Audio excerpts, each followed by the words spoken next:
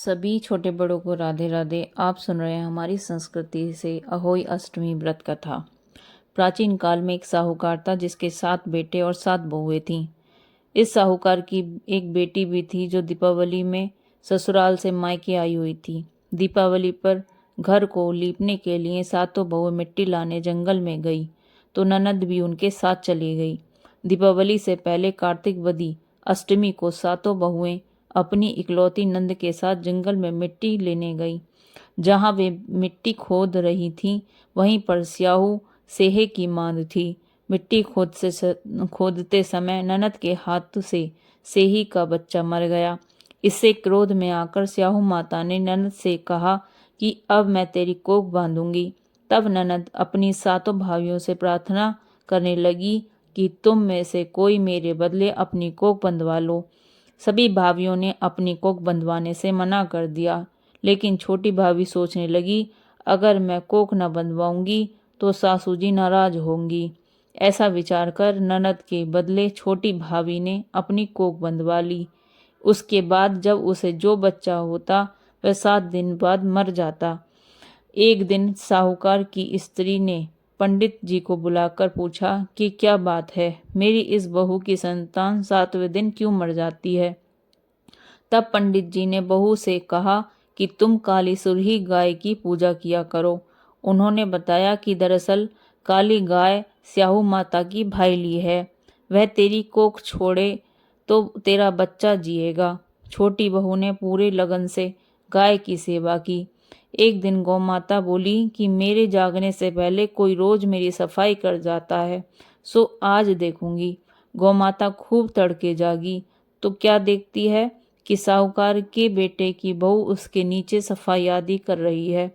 इससे गौ माता प्रसन्न हुई और बोली कि मैं तुझसे प्रसन्न हूँ, तुझे जो चाहिए वो मांग ले। तब साहूकार की बहू बोली कि स्याहू माता तुम्हारी भाईली हैं और उन्होंने मेरी कोख बांध रखी है, उनसे मेरी कोख को खुलवा दो। गौ माता ने कहा, अच्छा। तब गौ माता 7 समुंदर पार अपनी भाईली के पास उसको लेकर चली। रास्ते में कड़ी धूप थी, इसलिए दोनों एक पेड़ के नीचे बैठ गईं।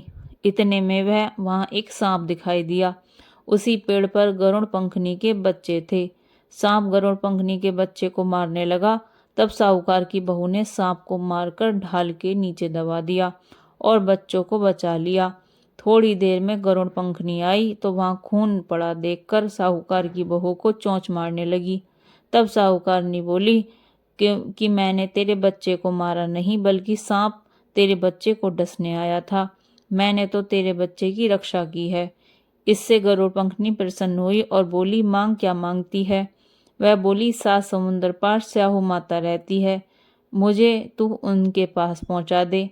तब गरुड़ पंखनी ने दोनों को अपनी पीठ पर बैठाकर स्याहू माता के पास पहुंचा दिया। स्याहू माता उन्हें देखकर बोली कि आ बहन, बहुत दिनों बाद आई। फिर कहने लगी कि बहन, मेरे सिर में जुएं पड़ गई हैं।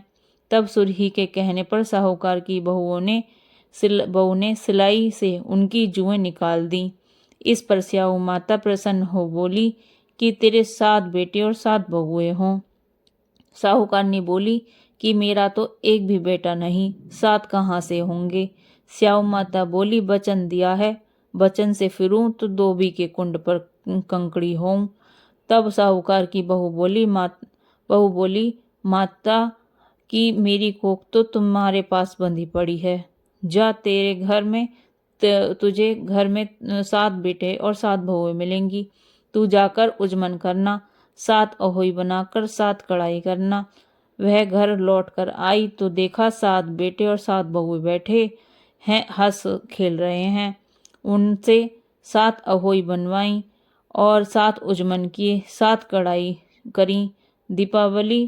दिवाली के दिन जेठानियां आपस में कहने लगी कि जल्दी जल्दी पूजा कर लो, कहीं छोटी बहू बच्चों को याद करके रोने न लगे। काफी देर तक रोने की आवाज नहीं आई तो जेठानी ने बच्चों को भेजा। बच्चों ने देखा और वापस जाकर कहा कि चाची तो कुछ मान रही है, खूब उजमन हो रहा है। यह सुनते ही जेठानियां दौड़ी दौड़ी उसके घर गईं और जाकर पूछने लगी कि तुमने कोख कैसे छुड़ाई।